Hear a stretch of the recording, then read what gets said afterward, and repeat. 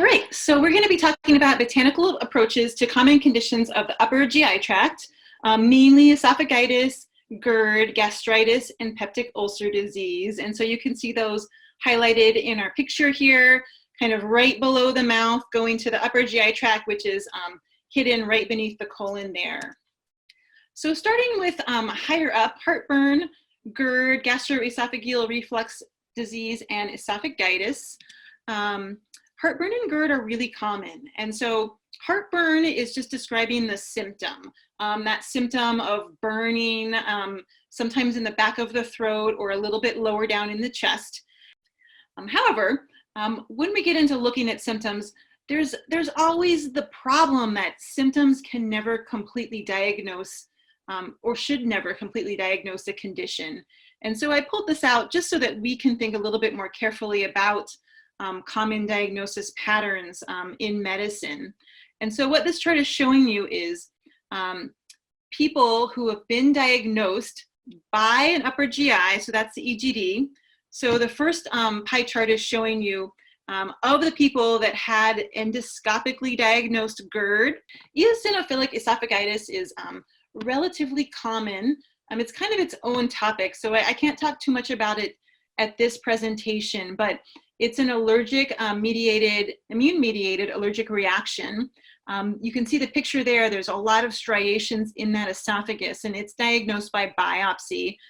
So we prepare our demulcents best as a cold infusion. I know you all know this. Sometimes we use low alphenol hydroethanolic extracts, and sometimes chewable tablets. I never use capsules for this. We always want the herbs to come in contact with the part of the body that's affected. Sour taste also improves salivation and emptying. Again, just being cautious because large amounts of sour can irritate.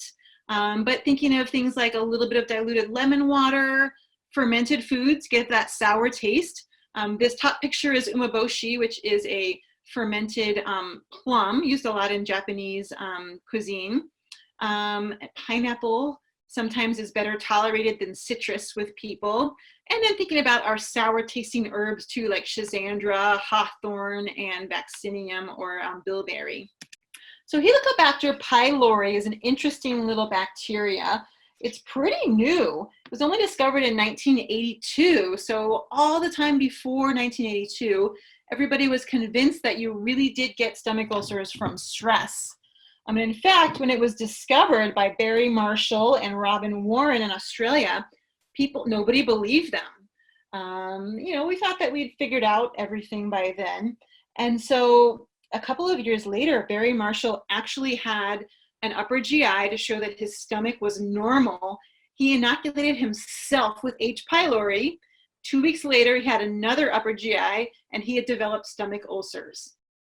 So my general protocol, and what I'm hoping to leave you with, is to treat the H. pylori. So you can use your medications if that's appropriate, or we can use our herbs. If we're going for herbs, I'm going to recommend you use at least 2 herbs with some demonstrated H. pylori activity.